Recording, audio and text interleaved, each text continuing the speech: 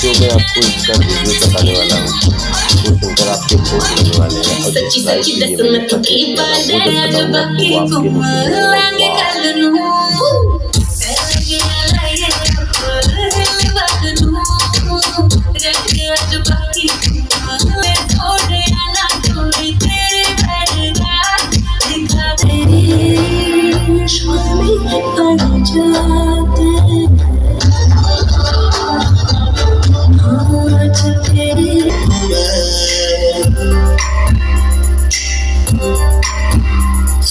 खामोशियाँ